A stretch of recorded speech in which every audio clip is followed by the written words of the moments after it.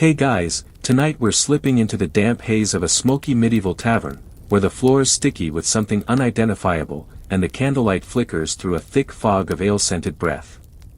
You're hunched on a crude wooden bench, elbows sticky, watching a toothless minstrel snore face first into a half-finished cup. Someone burps behind you, loudly, and you can't tell if the sound came from a man or a goat. There's a faint reek of sweat, stale bread, and questionable cheese wafting in from the kitchen. This is where the story begins. You probably won't survive this. So, before you get comfortable, take a moment to like the video and subscribe, but only if you genuinely enjoy what I do here. Drop your location and local time in the comments. I love seeing where you're listening from. Now dim the lights, maybe turn on a fan for that soft background hum, and let's ease into tonight's journey together. You're not here for fine wine or delicate sipping.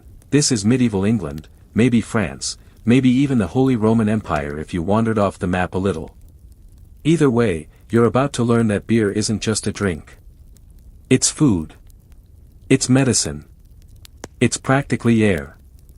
You wake up to it, you work through it, and you fall asleep with it sloshing in your belly. In fact, your day starts with a cup of something brown and bubbly, and no, it's not coffee. It's small ale, low in alcohol but high in calories, brewed right in the house and served to adults, children, even grumpy grandmothers. Why?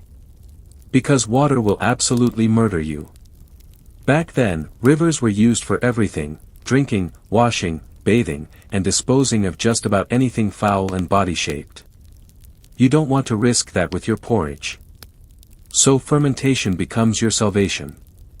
It doesn't just preserve the drink, it kills off the worst of the microscopic monsters, though you still might end up with a little floaty protein in your cup. Historians still argue whether most medieval people were truly drunk all the time or if their tolerance was just off the charts. After all, inebriated meant something different when your whole town had the same buzz going.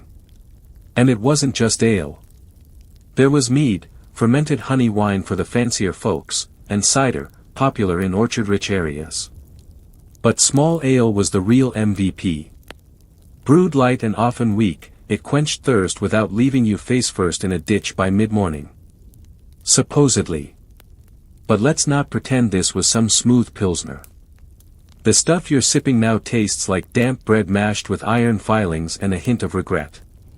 Still, you gulp it down, because it's better than dying of cholera. And because there's nothing else.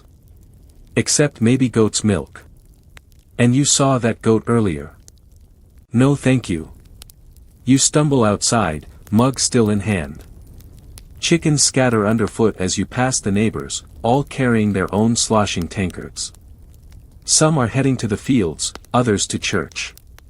Yes, to church.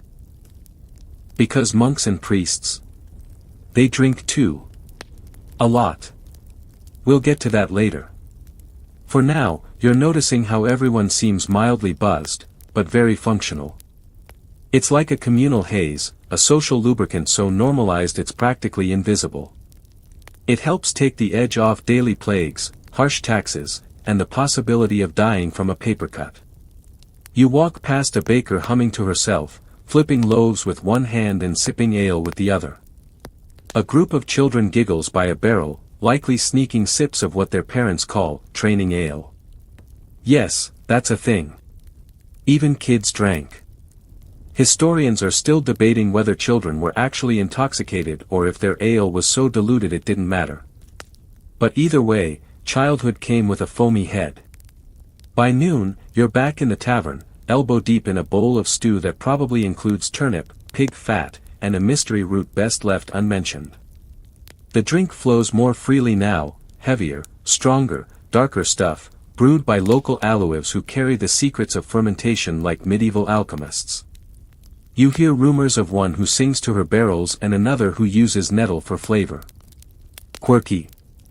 Yes. Effective? Very. You're not feeling drunk, exactly. But you are starting to notice that the room tilts ever so slightly when you stand.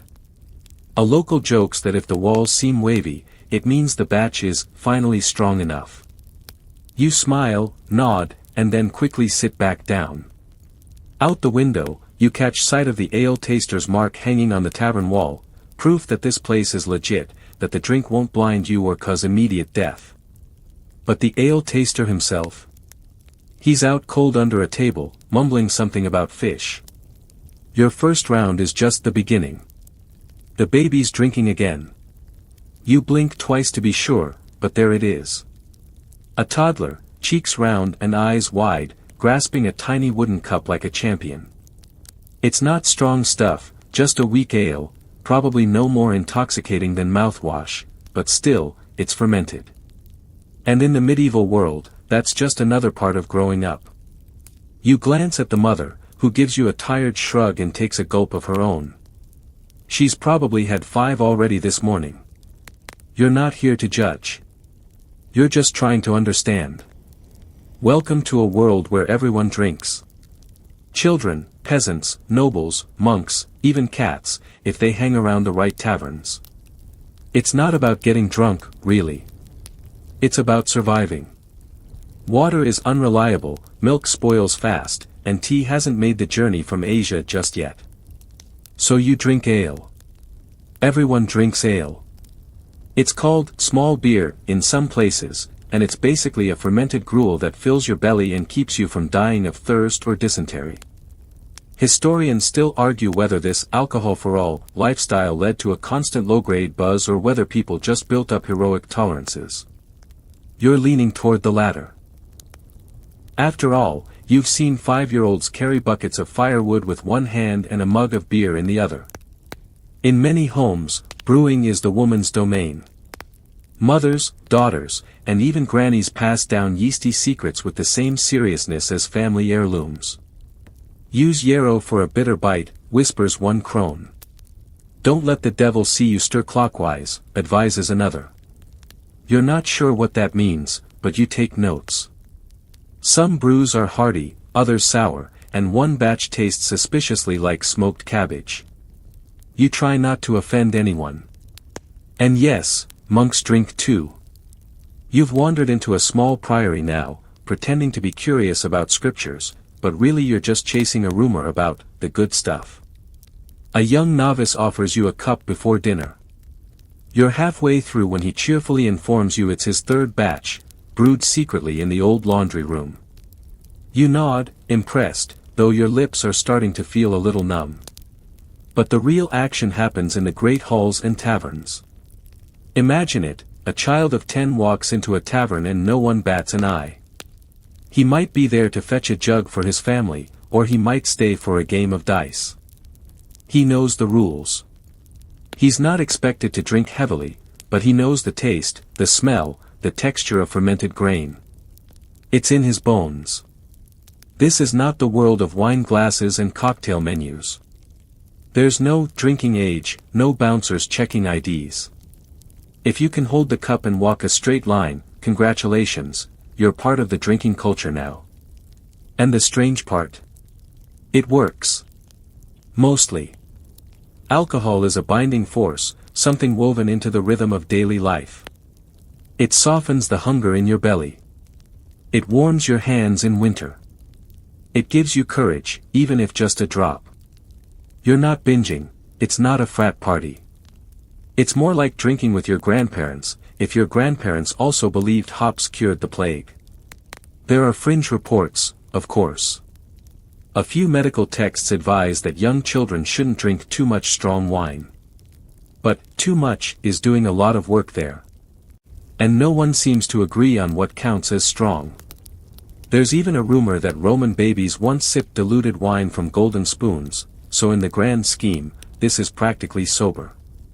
One old man offers you a fun fact as he sips from his carved horn mug: beer makes the baby sleep, the man sing, and the widow smile. You're not sure what that means, but the mood in the tavern is definitely cheerful. A child spins in a corner, dizzy from dancing rather than drinking. His mother laughs, lifts her cup, and the crowd joins in. You can't help but smile too.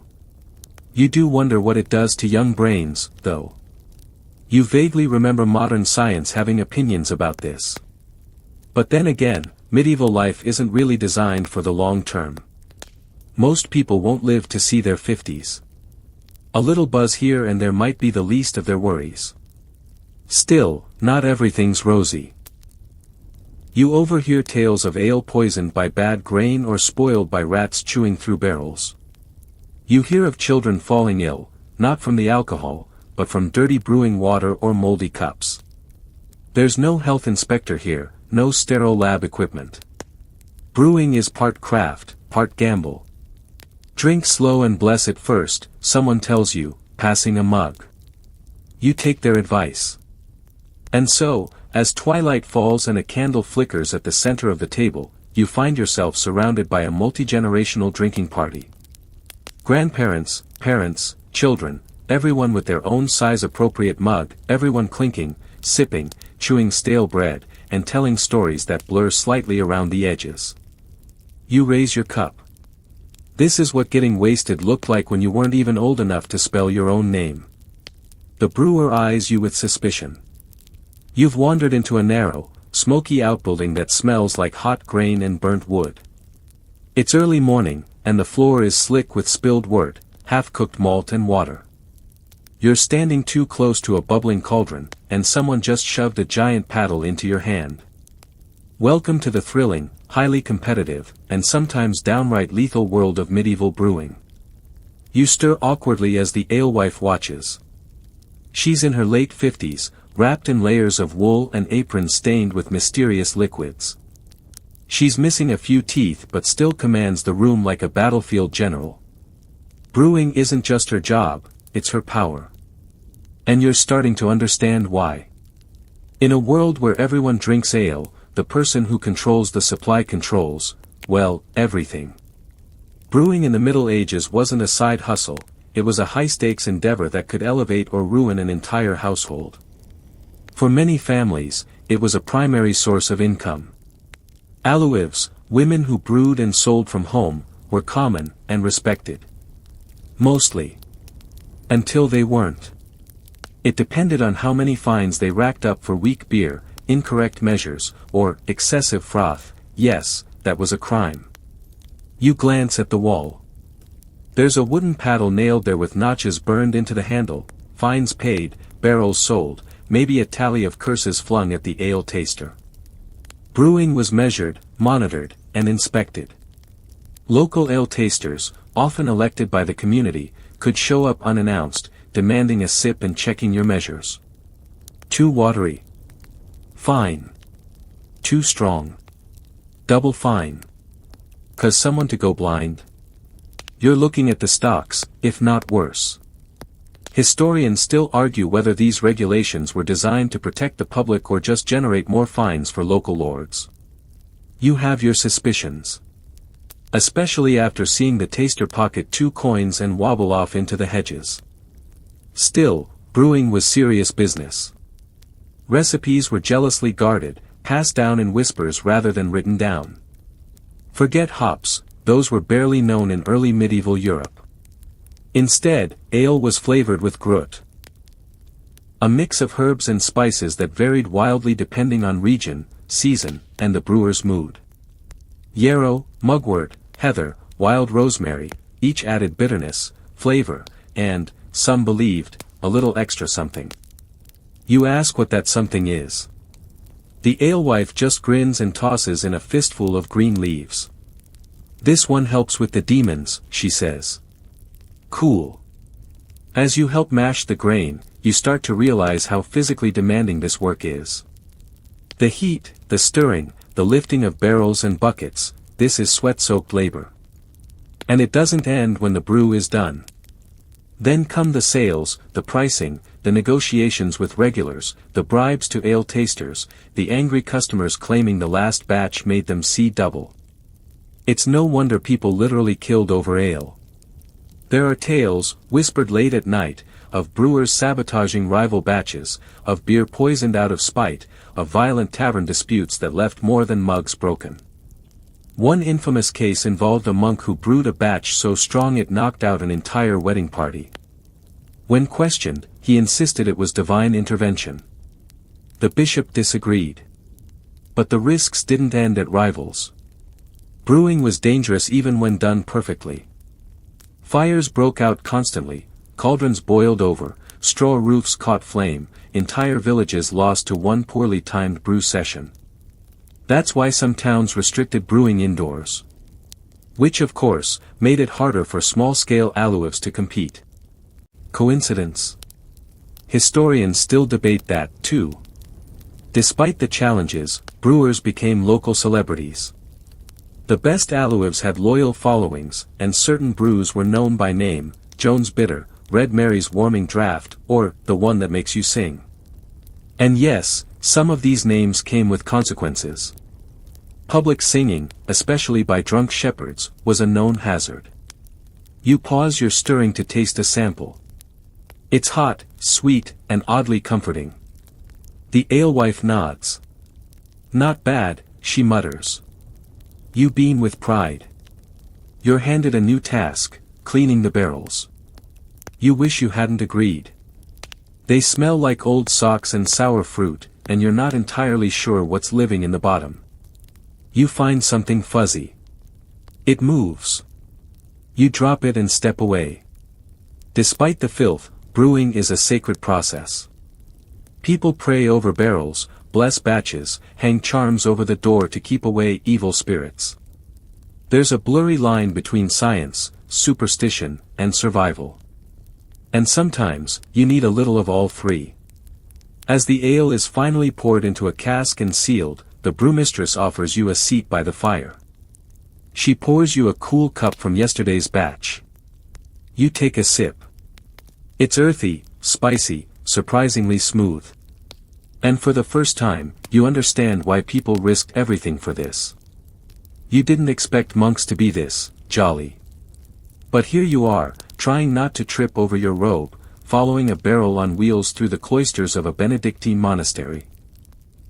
The air smells of stone, beeswax, and barley mash, and the echo of him singing blends weirdly with the slosh of beer slapping against oak. One of the brothers winks at you. Another offers you a cup. You accept, of course. To decline would be rude. Or unholy. Possibly both. This isn't just some spiritual retreat, it's a brewery with a choir. If you thought brewing was a home business for peasants and alewives, wait till you meet the monastic booze lords. These guys didn't just brew, they innovated. Preserved. Perfected. Their beer wasn't just better, it was practically medicinal. Which, conveniently, they often claimed it was. You're escorted to the monastery's brewhouse. It's tucked behind the apothecary, next to a garden full of herbs, half of which are probably both psychoactive and misunderstood. Inside, it's clean, orderly, and shockingly modern for the 12th century. Huge wooden tubs, shelves of dried groot herbs, carefully labeled ingredients. It looks more like a Hogwarts potions class than a medieval workspace. The lead brewer, a monk with hands like tree bark and a smile like warm butter, explains that the monastery doesn't just make ale for themselves.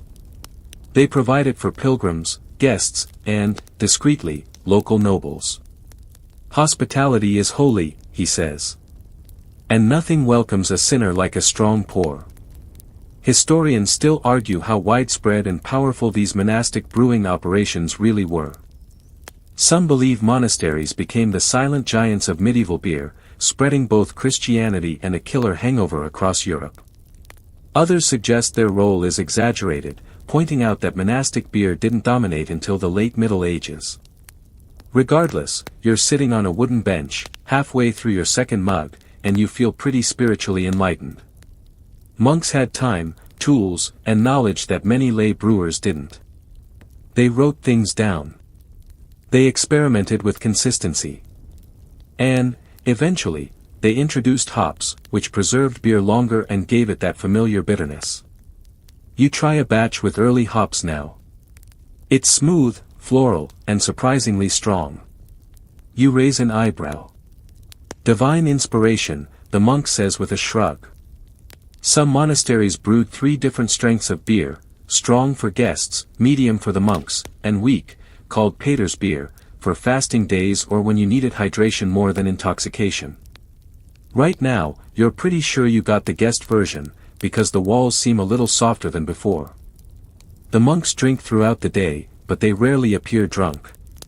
It's a controlled inebriation, a gentle haze. You get the sense they've trained for this. It's a sacred rhythm: prayer, work, drink, sleep. Repeat. One brother is in charge of checking the fermentation. Another handles the yeast starter like it's a relic. A third guy just mops the floor, but honestly, even he seems pretty devout about it. You sit with a few of them at supper. Dark bread, root vegetables, and yet another mug of beer. It pairs surprisingly well with cabbage. The monk across from you says his name is Brother Aldrich, and he's been brewing since the age of 14. I nearly poisoned my abbot with too much heather once, he confesses with a grin. He couldn't see straight for 3 days. Everyone laughs. Someone toasts. You join in. You ask if they ever sell the beer outright. No, says Brother Aldrich. But sometimes donations increase. Ah. Classic medieval accounting. And while the monks are devout, they're not humorless. A few jokes fly around, mild, theological puns mostly, but you chuckle along. One brother mimics a pilgrim who drank too fast and slept in the fish pond. Another tells the legend of a cask that refilled itself, until the cellarer was caught with a hidden funnel and a very drunk donkey. Fringe stories? Sure. But they're part of the lore. You wander out into the cloister garden. The stars are out now, and the air has that damp, mossy calm that comes only after a long day of quiet work and quiet drink.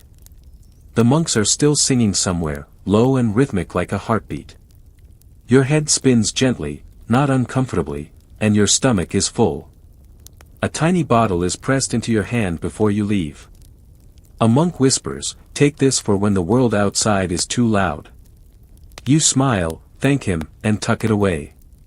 Whatever the historians say, one thing is clear: monastic brewing wasn't just about making alcohol. It was about order, patience, skill, and maybe, just maybe, a little holy mischief. You hear shouting before the door even opens. Inside the tavern, the noise crashes over you like a wave of sweat, laughter, and wood-on-wood violence. A man is being half-heartedly restrained by his friends while another guy, holding a mug the size of a small cauldron, shouts something about an insult to his pig. Chairs scrape, dice clatter. And in the far corner, someone's singing a bawdy ballad about a goose and a priest. It's a Friday night in a medieval alehouse, and things are getting predictably rowdy. You're about to learn firsthand what drunken disorder really looked like in the Middle Ages.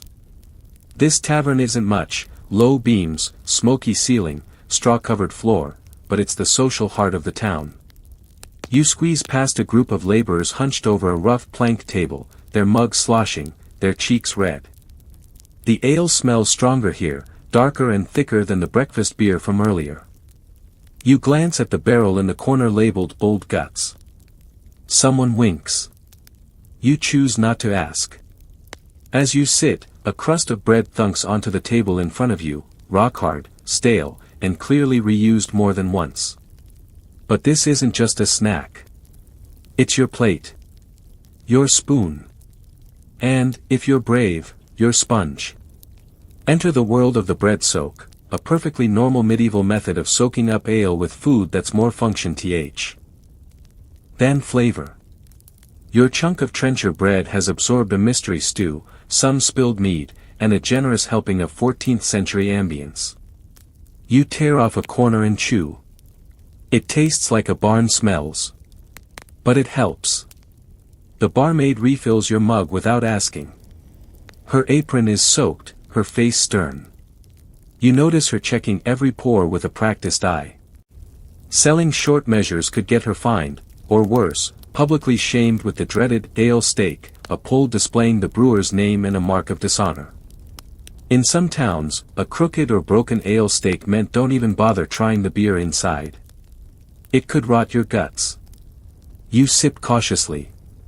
It's good. Too good, actually. Because now the room is spinning just a little, and the crowd's volume is going up in tandem with your blood alcohol level. That's when the cards come out.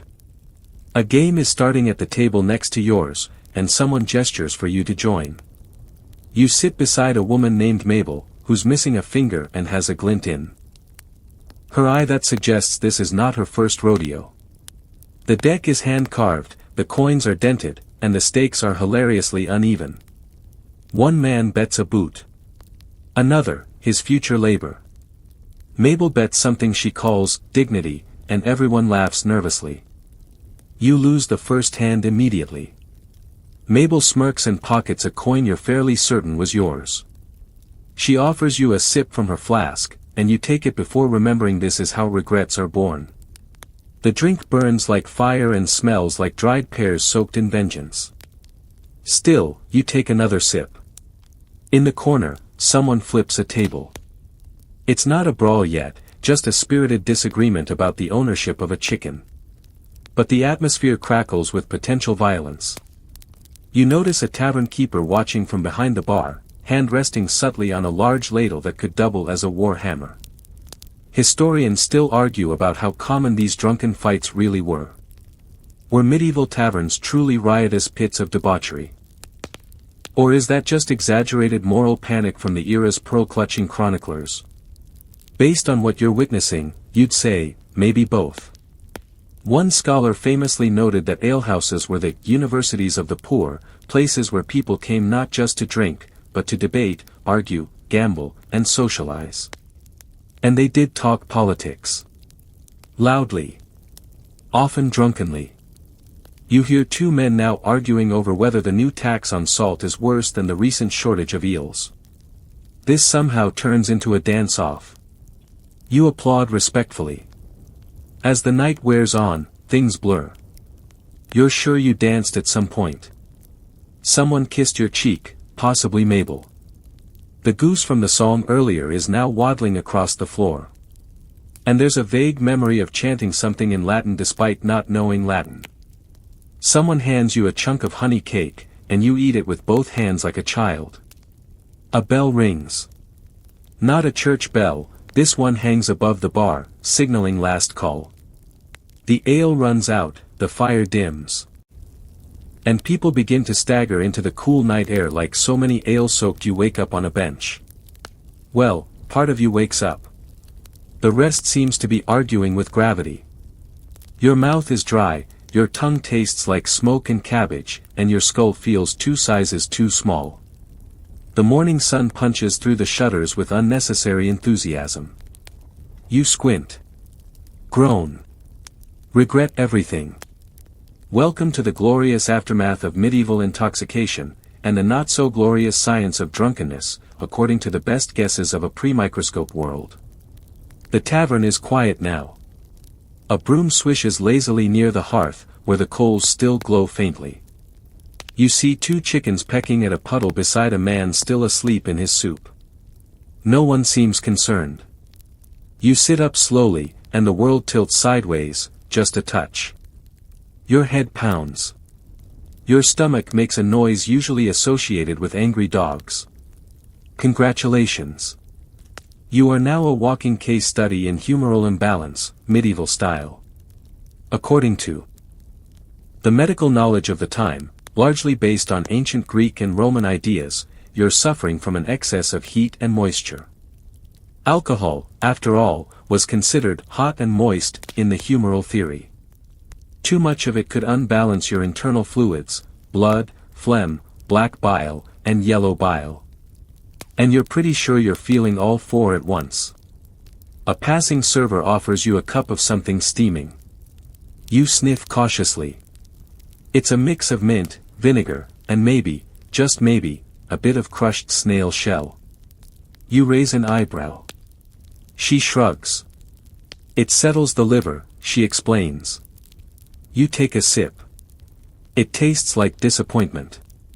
But it does clear your nose. Medieval physicians didn't quite understand blood alcohol content, but they knew the effects: slurred speech, double vision, poor balance, bad decisions. One text warns that drunkenness leads to foul breath, unstable tongue, trembling limbs, and general foolishness. You check off every box. Historians still argue whether people fully understood intoxication or simply accepted it as divine punishment, or possibly a test of character. Either way, you're about to learn what a hangover cure looks like when antibiotics don't exist and most people think the spleen is in charge of emotions. Someone recommends a cure involving raw onions soaked in vinegar and tied to your feet. Another suggests placing a cold cabbage leaf under your hat. One man swears by a concoction of crushed almonds, honey, and river clay, though, to be fair, he also thinks leeches improve memory. You go with bread and a strong herbal tea, then lie back down, wondering whether sobriety was always this painful. As the ache fades slightly, you remember fragments of the night before. The card game. The song. The goose. And, most vividly, the way your limbs felt heavier and slower with each mug. That gentle slide from loosened tongue to clouded thoughts. The warm dizziness. The echoing laughter that seemed like it belonged to someone else. In the accused of watering down her beer with pond water. Her defense. It was clean pond water. You admire her nerve. You ask if women ever drank too much themselves. All three Aluevs burst into laughter. Of course they did. Drinking wasn't gendered in medieval Europe. It was normal. At festivals, women drank. At wakes, they drank. At childbirths, yes, during childbirth, they drank. One of the Aluevs leans in and whispers, "We've got a cider that'll make you forget your name. Want to try it?" You politely decline. There's a moment of quiet as they clean their tools and ready the next batch. You realize these women aren't just brewers. They're chemists. Accountants. Bouncers. Medics. And comedians. Their world runs on barley and nerves of steel. As you stand to leave, Bertha slaps you on the back hard enough to rattle your spine. "Come back any time," she says. "Just don't bring any priests or tax collectors." You promise. And as you walk down the lane, the scent of roasted grain still CLI. Absence of modern explanations, the medieval world interpreted these sensations spiritually or mystically. A drunk might be possessed by foolishness or overtaken by the vapors.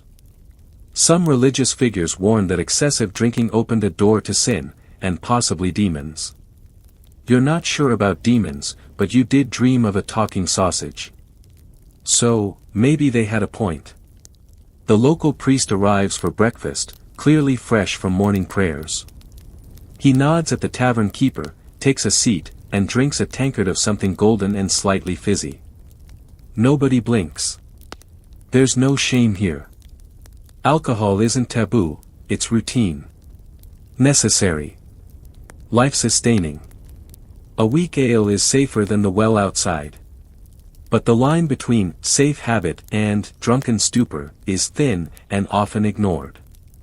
You shuffle toward the door. The fresh air hits your face like a wet slap. Somewhere in the distance, a rooster screams in a tone that feels deeply personal.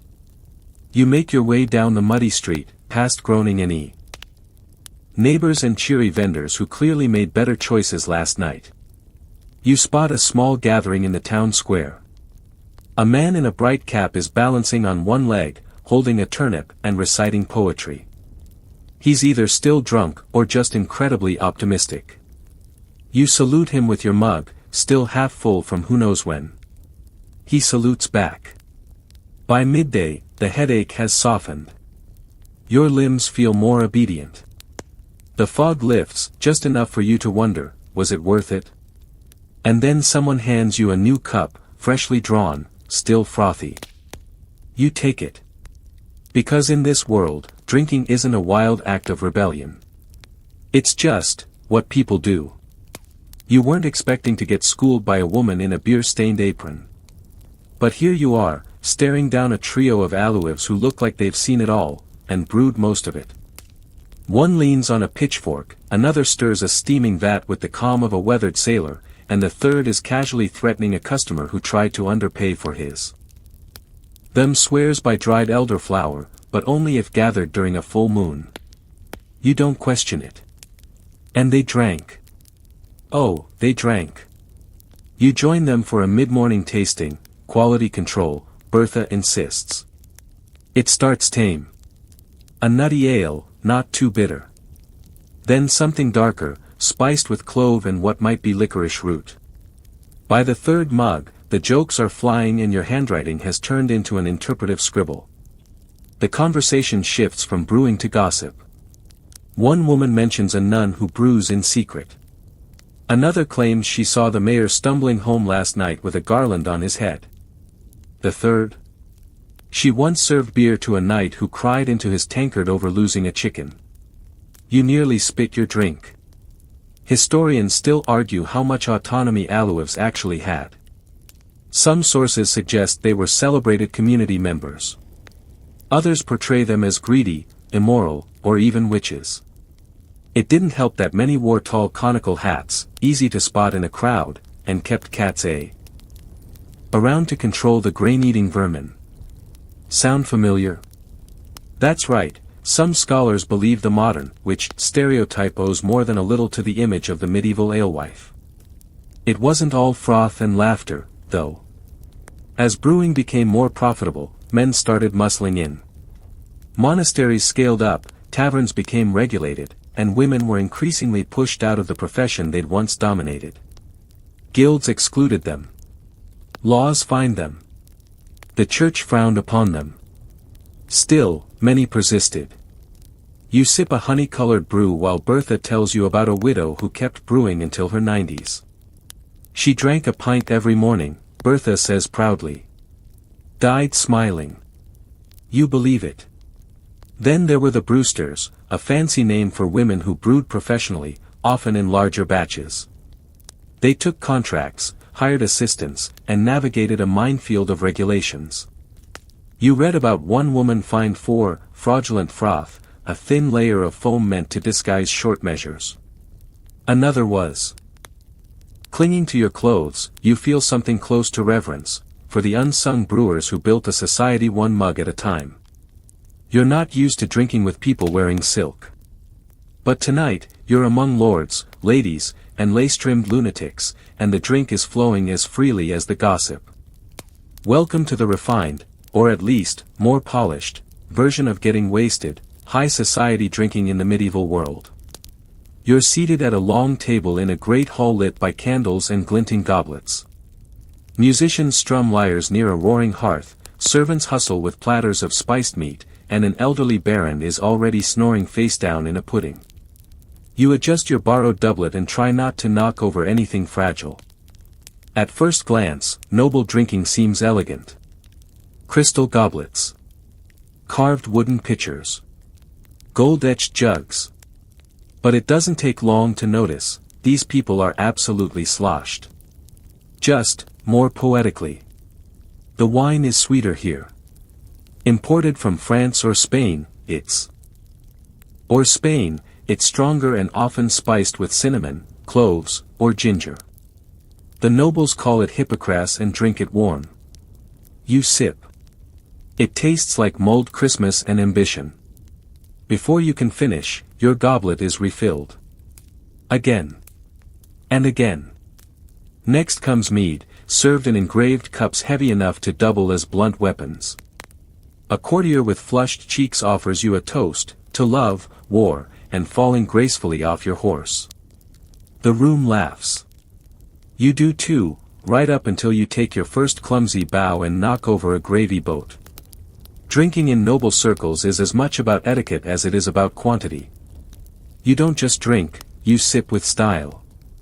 You toast. You make witty comments. You compliment someone's pheasant. There's even a correct way to spill your wine, slowly, apologetically, and with enough charm to blame the table. A young lady across the table challenges you to a riddle contest. You accept. You lose. The penalty is a chug of something called bishop's breath. It burns. She winks. You consider marrying her. Historians still argue whether the nobility truly drank more than the lower classes or if they simply did it more visibly. Records are filled with tales of lavish banquets and legendary excess, but it's unclear whether these stories reflect real consumption or just the chronicler's flair for scandal. Either way, you're learning fast. Just because the goblet is gold doesn't mean what's inside is gentle. You overhear a knight slurring a story about his last tournament, which involved a duck, 3 pairs, and a most unfortunate slipper.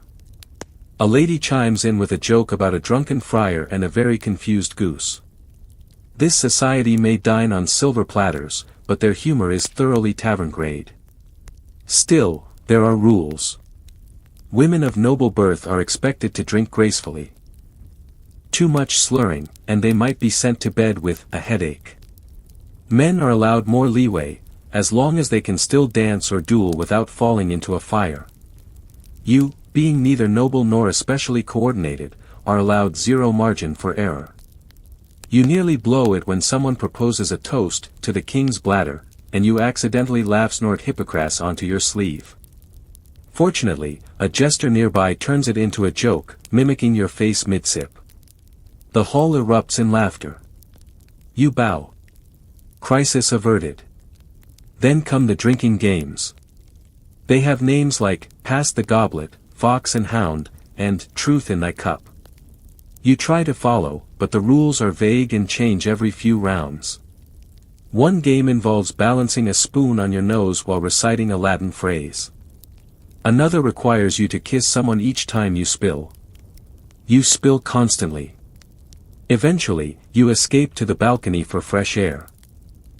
Below, the castle courtyard glows under torchlight, and you hear the muffled chaos of laughter and lutes inside.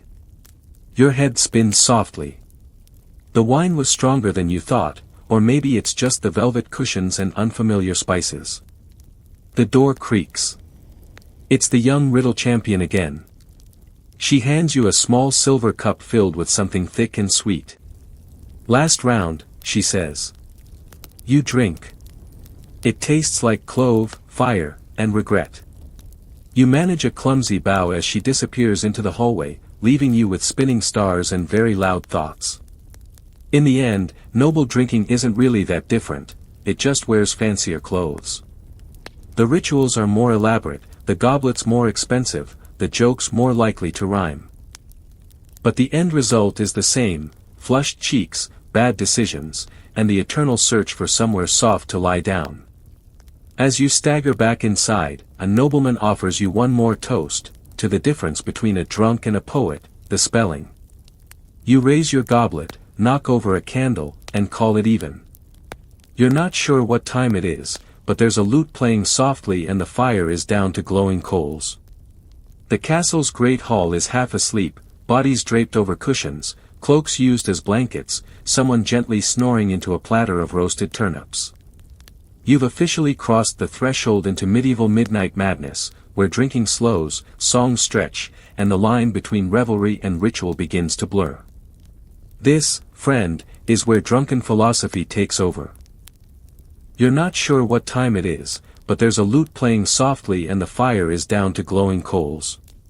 The castle's great hall is half asleep, bodies draped over cushions, cloaks used as blankets, someone gently snoring into a platter of roasted turnips. You've officially crossed the threshold into medieval midnight madness, where drinking slows, songs stretch, and the line between revelry and ritual begins to blur. This, friend, is where drunken philosophy takes over. Across from you, a man with ink-stained fingers and the weary eyes of someone who's spent too much time in manuscripts is swirling his drink and talking about stars. They're not just lights, he murmurs. They're memories. You blink slowly. He goes on. God's journal entries, written in fire. You nod solemnly. You have no idea what he means, but it feels important. Medieval people weren't just drinking to forget, they were drinking to feel. To reach something deeper. Sure, there was brawling and belching and extreme. Questionable dancing, but there was also a kind of mystical longing that crept in with the fourth cup. People talked about fate. Love. Destiny. The best alehouses often had one guy who'd launch into riddles or quote Ovid Mitzwig. You're pretty sure that's you now. Someone near the hearth is singing a slow ballad in Middle English. It's about a knight who drinks wine from a unicorn's horn, then dreams of a giant fish that teaches him humility. Half the room is weeping. The other half is asleep. Historians still argue how seriously medieval folks took their late-night tavern theology. Were these just slurred half-thoughts? Or was something deeper happening? After all, much of medieval life was built on storytelling, oral tradition, and collective experience. And the alehouse was often the one space where a serf and a scholar could sit elbow to elbow and share a truth or two, alcohol acting like a translator for the soul. A monk from earlier in the evening appears beside you, balancing AF. Flask on his head. He sits and sighs. Drunk enough to see angels, he says. Sober enough to argue with them. You offer him a bite of bread in solidarity. Meanwhile, a woman near the window is describing a dream she had last week, convinced it's a prophecy about sheep, harvest, and a very large turnip. No one mocks her. People nod. Prophetic ale dreams are practically a genre of their own. You notice that mead and wine seem to unlock different moods. Mead brings sweetness, sentimentality, long stories with sudden emotional turns.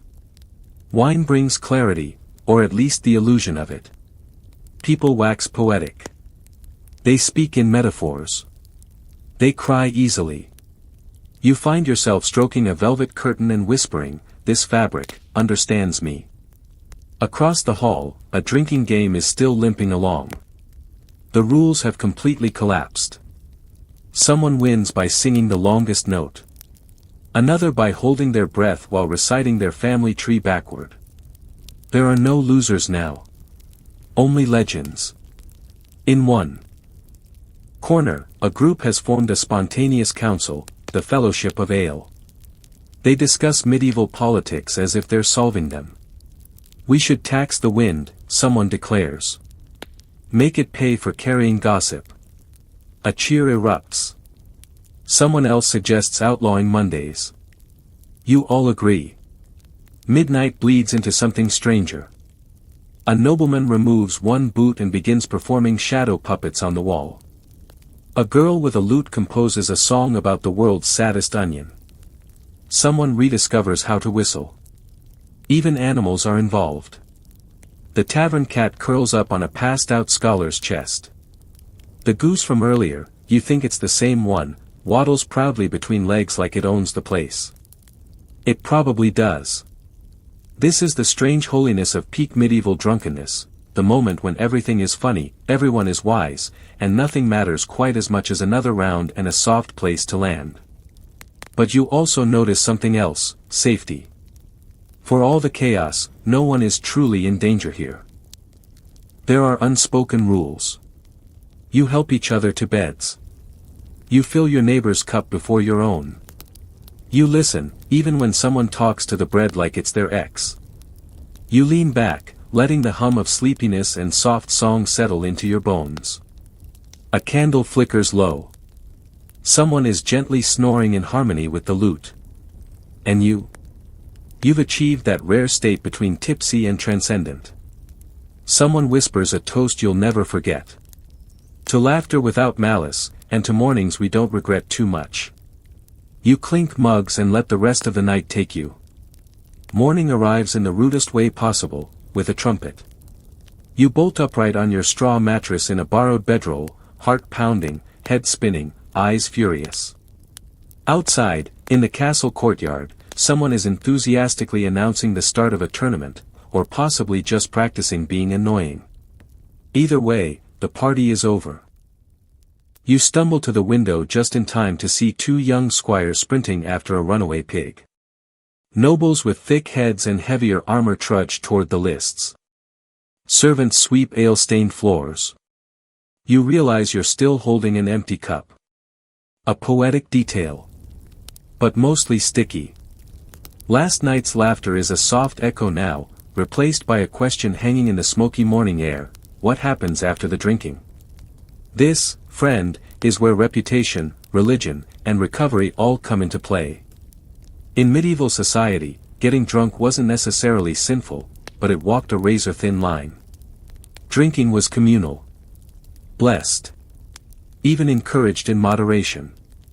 But excess, that was different. Slurred speech and staggering steps could be interpreted as signs not just of indulgence, but of weakness, or even possession. That's why, as you pass the castle chapel on the way to breakfast, you hear a confessional already in progress. Someone murmuring regrets about a game involving a fish and too much wine. You nod in sympathy and keep walking. The dining hall is quieter now. Porridge, hard cheese, and bitter herbs. No one makes eye contact. You overhear a knight quietly explaining that he meant to fall down the stairs last night. Part of a training drill, he says. No one believes him. Historians still argue whether medieval communities actively cared about public drunkenness or simply shrugged it off. Penalties varied wildly. Some towns imposed fines or stocks, while others issued only a warning or an extra prayer. One town reportedly had a drunk bench where repeat offenders had to sit, sober and shamed, wearing a hat shaped like a pig. Another required you to sweep the tavern floor with a broom tied to your ankle. You can imagine doing both right now. In religious circles, though, the stakes were higher. Monks warned of the spiritual dangers of drunkenness, gluttony's sozzled cousin. Certain preachers claimed that drunken souls risked divine punishment or, worse, embarrassing themselves in front of angels. But even they often drank. The key difference? Control. Or plausible deniability. You sit beside a court scribe at breakfast. His fingers shake as he jots down accounts of the previous evening. 3 songs, 2 duels, and a misplaced lute, he mumbles. Better than last week. He tells you of nobles who tried to outdrink each other as a show of power. Of one duke who boasted he could drink 6 goblets of Hippocras without blinking. He blinked, the scribe says grimly. Then he wept. There's another side to all this: recovery rituals. Cabbage leaves under the hat are back in fashion this morning. A lady dips her feet in a basin of lavender water, murmuring a charm under her breath. You overhear someone requesting hair of the dog, in the form of warm ale with crushed ginger and something that might be old honeycomb. You decline. One man simply lies on the cold stone floor, whispering apologies to his liver. You step outside, seeking air. The streets are muddy, the sky a quiet gray, and the world seems freshly scrubbed, as if the town itself has a hangover. But slowly, life resumes. Bakers yell. Children chase chickens. Someone spills a bucket and swears creatively. And you? You begin to feel like a human again. You wander toward the town green where a small crowd has gathered. A traveling bard is performing a song about last night's feast. You recognize a few verses and wince. A woman in the crowd laughs and claps you on the back. Good drinking, she says. You didn't throw up once. High praise. There's something beautiful about the communal memory of drinking. Even the disasters are retold fondly. Tales become legend. Embarrassment fades into folklore.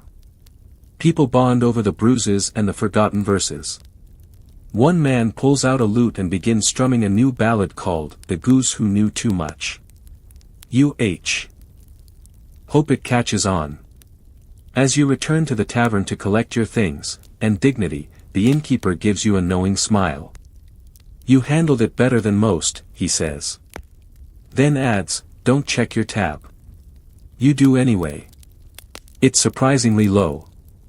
Apparently someone, maybe the mysterious riddle girl from the night before, paid part of it. A tiny favor in a big night. As you pack your bag, you glance at the cup you carried all night. Stained, dented, and still faintly warm. You decide to keep it.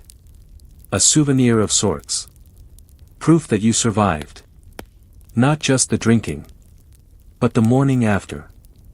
The countryside stretches out ahead of you like a wool blanket, green, damp, and just a little uneven. You're on the road now, following a rutted path that winds past hedgerows and sheep, toward the next village where ale, firelight, and more questionable decisions await. But today isn't about drunken nobles or brawling taverns. Today, you're walking with pilgrims, and these people drink for reasons that mix faith, fatigue, and fermented luck. The man beside you offers a flask. You raise a brow. It's for the blisters, he says. And the soul. You take a sip. It tastes like apples, cloves, and regret. Pilgrimages were one of the few reasons commoners could leave their home village without raising suspicion. A long walk to a sacred site, seeking healing or forgiveness, often doubled as a social event with heavy hydration. The road to Canterbury, lined with inns. Santiago de Compostela, awash with wine and local brews. Pilgrims didn't just pray, they drank to pass time, soothe sore feet, and make the road seem a little less endless. And boy, were the roads endless. Today you've already passed a man in a goatskin cloak selling holy beer, it's just lukewarm mead, a merc. Merchant peddling St. Bridget-shaped drinking flasks, and a teenage squire passed out face down in a nettle bush. He's snoring. The woman in front of you offers her skin of cider, which she calls walking water. You accept. It's cloudy, tart, and surprisingly potent. You ask how she made it. She grins and says, in a bucket behind the pigpen. Cleaned it first.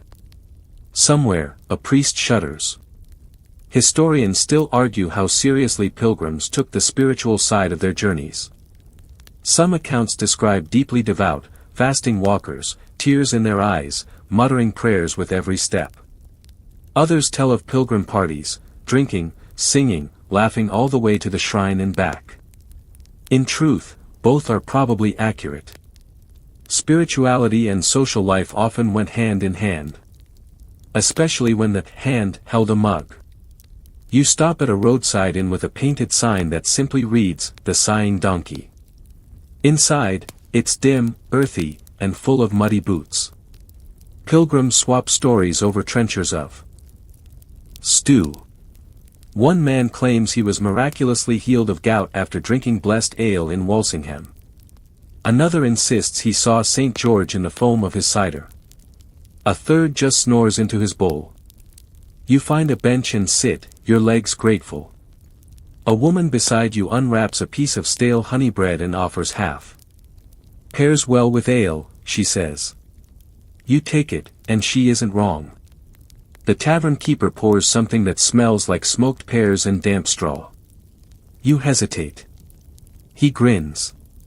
It'll cure your sins or multiply them, either way, it's working. As night falls, the inn fills with songs and creaking floorboards. Pilgrims relax in ways they never could at home. Freed from their usual duties, rules bend. A farmer flirts with a merchant's daughter. A retired knight dances badly. A group starts composing a hymn to Saint Eobald, patron saint of not falling down too soon. You sip slowly now, aware that too much will turn your journey into a blur, or a bruise. But there's something comforting about the company. Pilgrimage is an act of hope, and even the drunkest of them believe the road means something. Or at least, leads somewhere better. Beatles. You follow, leaning heavily on the doorframe, breath steaming, thoughts swimming. You may have survived your first medieval tavern brawl, even if it was mostly verbal and involved pastries. But now you need a place to sleep. And maybe something that isn't fermented. Good luck with both. You lie on a straw mattress by the hearth, head resting on your bundle of clothes. Someone's playing a soft tune on a reed pipe. Outside, the rain starts, a gentle drumming that makes the fire seem warmer. You watch the flames flicker. And before you drift off, the last thing you hear is someone whisper, "May your next cup be just strong enough." It's a pilgrim's blessing. Or dangerous. Probably both. You've seen beer with breakfast, wine with worship, mead with music, and something involving fermented carrots and a dead wasp that no one talks about. But today, your journey takes a sharper turn, into the unsettling world of drinking as punishment, medicine, and manipulation. This isn't the cheerful inebriation of festivals or flirtatious feasts. This is drunkenness on purpose, but not always by choice. You find yourself in a market square just as a public punishment is underway. A man, grubby, eyes unfocused, is seated on a low stool, a tankard chained to his wrist. A wooden sign hangs around his neck, too fond of ale, not fond enough of work. A crowd laughs. Some jeer. One woman throws a crust of bread. Welcome to the pillory of intoxication. In certain towns, habitual drunks were punished with drink, forced to consume it publicly until humiliation sobered them, or rendered them completely insensible. Others had to wear the drunkard's cloak. A barrel with armholes, paraded through the streets like a cautionary tale on legs. You shiver. Your own hangovers feel quaint now. Some places even had ale stakes outside taverns, not just to advertise, but to warn. A crooked or broken stake meant the ale inside was suspect, or the alewife had been punished. You begin to realize just how visible drinking was in the medieval world. Private intoxication. That was a luxury. Here, it was performance art, sometimes involuntary. You duck into an apothecary to escape the rain. The smell hits you like a spicy library, dried herbs, vinegar, musty scrolls.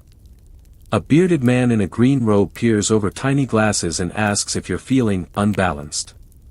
You assume he means your humors.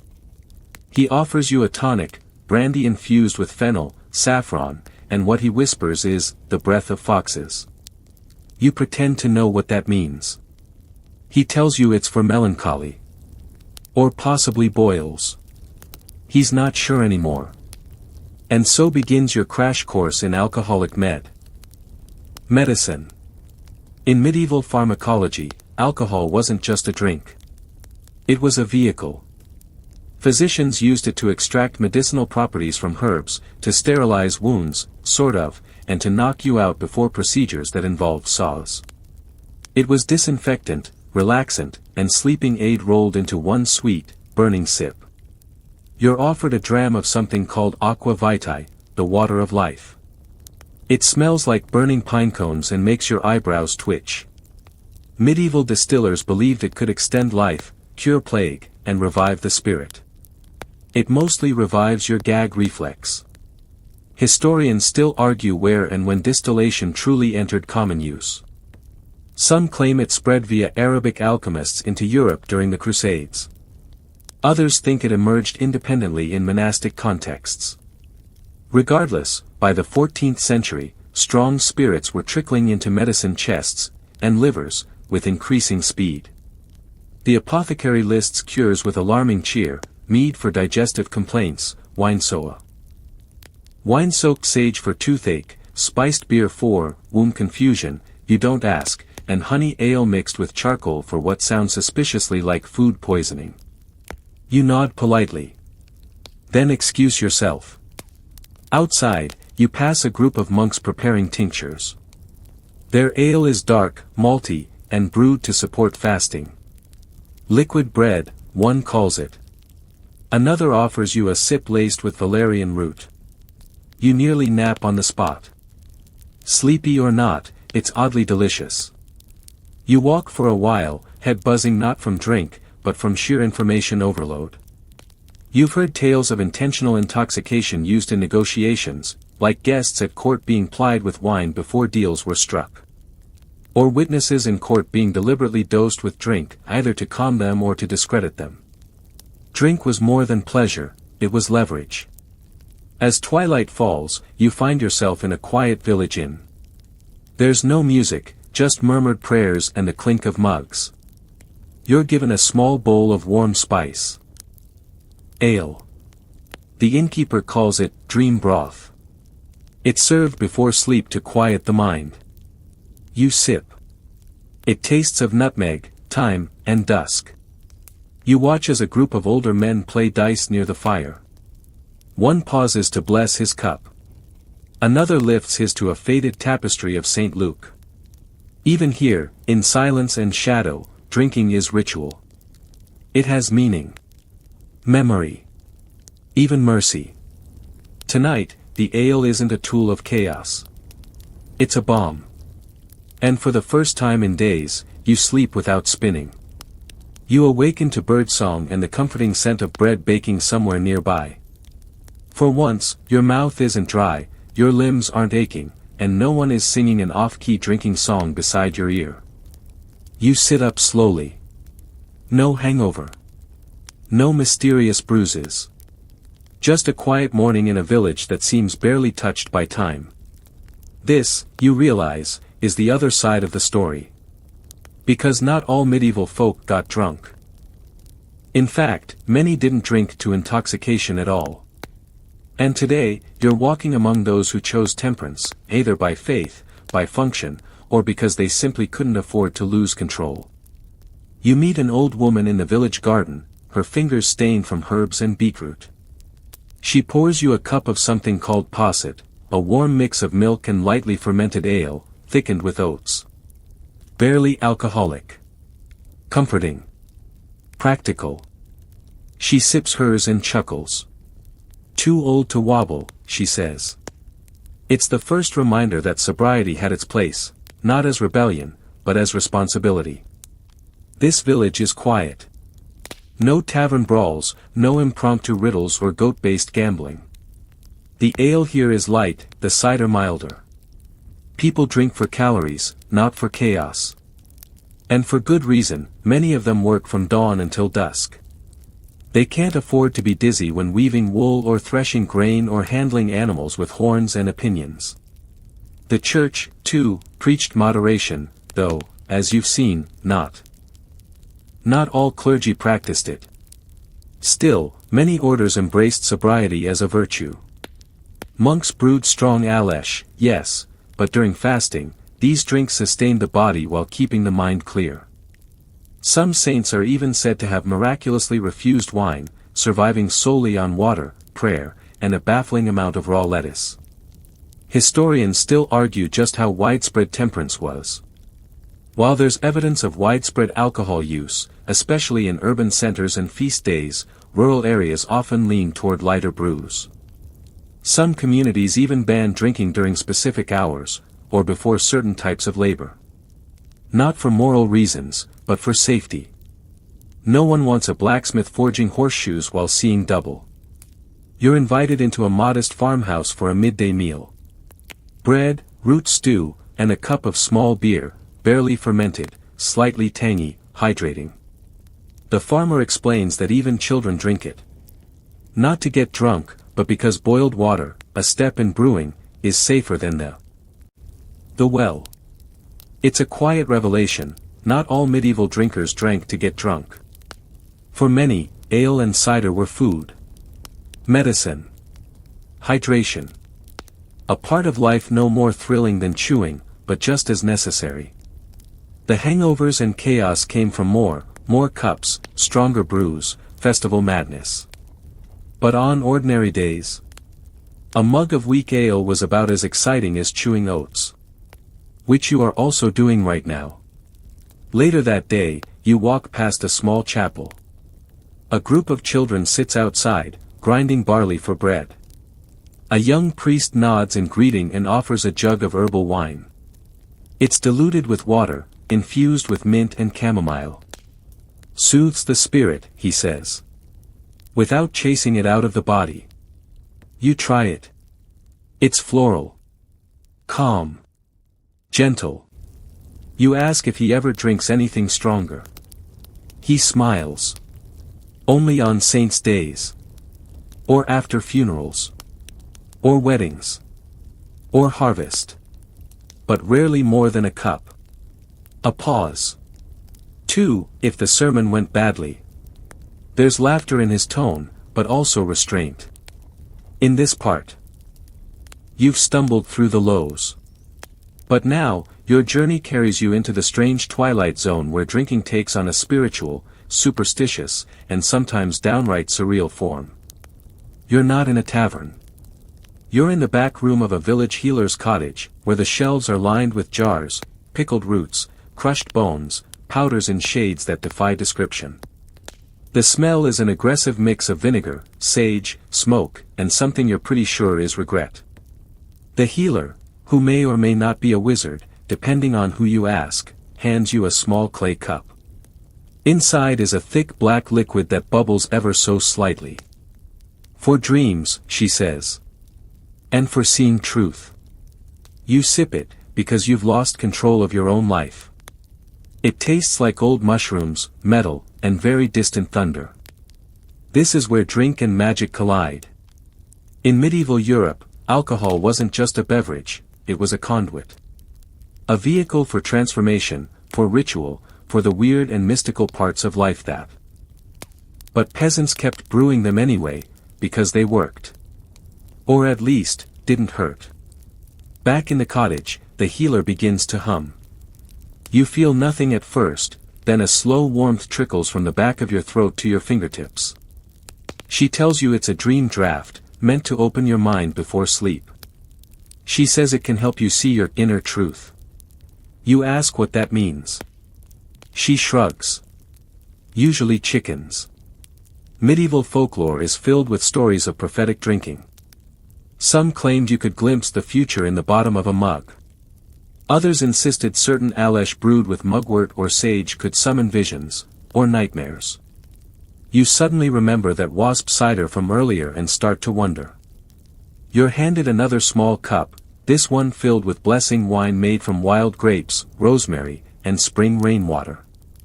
It's served at handfastings, births, and solstice festivals. The taste is oddly familiar. Comforting. Like a story you've forgotten but remember liking. And speaking of festivals, no discussion of magical drinking would be complete without seasonal brews. You're invited to a midsummer gathering in a forest clearing, where villagers wear flower crowns, dance around a bonfire, and pass around a massive jug of sun wine, infused with calendula, lemon balm, and cinnamon. It's mildly alcoholic, fiercely herbal, and rumored to grant happiness for a week if drunk barefoot. You remove your shoes. Later, a woman paints symbols on your hand in mead and presses a fern leaf to your forehead. Now you're protected, she says. You don't ask from what. You don't want to know. There are wakes where people drink to guide souls to the afterlife, sometimes placing cups on graves as offerings. There are weddings where couples share a spiced wine before exchanging vows, binding not just themselves, but their bloodlines. And there are birth rituals, where mothers sip honey ale to sweeten the child. Temper. You've even heard of curse brews, nasty potions given to rivals or enemies. Bitter beer brewed with nettles and anger. There's no evidence they worked, but you wouldn't want to find out the hard way. The night deepens. You sit with a small group around the bonfire, each person holding a different brew. One claims his cider grants courage. Another swears her clover ale helps her sing in her dreams. A boy sips something red and says nothing at all. In this moment, you realize that getting drunk in the medieval world wasn't just about quantity. Sometimes, it was about purpose. Whether that purpose was healing, celebration, mourning, magic, or simply making it through another brutal year, it all ended up in a mug. You lean back, stars overhead, heart full, mind soft. Tomorrow, you'll return to more grounded company. But tonight, just for now, you drink with the dreamers. And the dreams drink back. You're back where you began, more or less. The road has circled you through castles and cottages, brawls and blessings, monks and mead maids, nightmares and nettle ale. And now you sit by a quiet stream beneath a sky the color of cooling embers, a wooden cup in your hand, thinking about what drinking really meant in medieval times. And more importantly, what it didn't. You swish the cider in your cup. It's light, a little sour. The kind you'd ignore at a feast but treasure on a quiet evening like this. No toasts, no performances, no people trying to wrestle ducks over bets. Just you, your cup, and the sleepy whisper of running water. The truth is, medieval drinking was everything at once. It was survival. In a world where water often wasn't safe, ale and wine kept you alive. A weak brew in the morning, a cup of small beer for the children, a pitcher on the plowman's lunch table. Alcohol was calories, hydration, even a form of mild sedation after hard labor. It was celebration. From village fairs to royal feasts, the shared drink was how you bonded, how you marked time, how you survived long winters and brutal plagues with at least one story worth repeating. It was spirituality. Ale sanctified at harvest, mead offered to saints, wine passed in pewter chalices by candlelight. For monks and mystics, it connected the sacred and the social. It was danger. Brawls. Poor decisions. Lives lost on roads or in alleyways, dignity stolen by one cup too many. It was manipulated, abused, even weaponized in subtle ways, to control, to expose, to shame. It was medicine. Or thought to be. From healing tinctures to sleeping potions, it carried the herbs that carried your hope.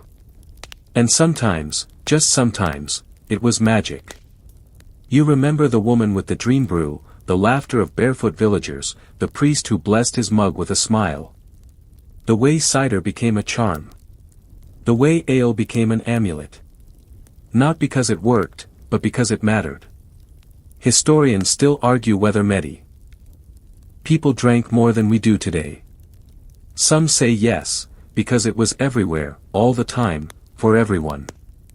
Others argue that modern alcohol is far stronger and more damaging. But what no one disputes is that for medieval people, alcohol wasn't just a beverage. It was a thread woven through life's entire fabric. You take your last sip as the light fades. Your cup is empty. But your mind is full, with tales of drunken philosophers and cautious nuns, dancing pilgrims and sneezing peasants, midnight monks and one very judgmental goose.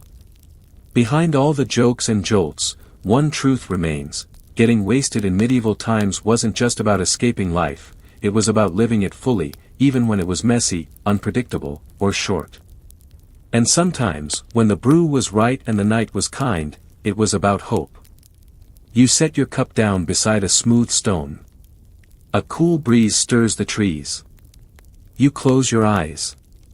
The stream murmurs beside you, a quiet lullaby wrapped in moss and memory. The night is full.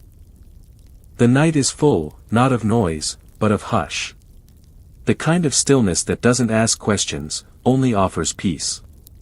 Your breathing slows. The taste of cider lingers on your tongue, not sharp, not sweet, just familiar. The fire of the road, the laughter of strangers, the warmth of shared drink, it all softens into a fading glow behind your eyelids. There's something soothing in imagining the clink of wooden cups long gone, the sound of medieval laughter echoing in the beams of old taverns. Somewhere, a lute strums a final chord. Someone sighs into their pillow of straw. You feel the weight of stories, not heavy, but grounding, like a blanket you didn't know you missed. And beneath it, the hum of history continues, not loud, not fast, just steady. Like your breath. Like the earth. You think of the woman with the riddle. The innkeeper with the mercy tab. The dreamers and dancers and herbalists who sipped something ancient and handed it forward. Each cup was a moment. And now, yours is part of that memory, too. Let your limbs loosen. Let your thoughts drift, like parchment on wind. No need to reach for meaning now. You've already walked through it. The night holds you, gentle and slow. Sleep finds you easily. And you let it.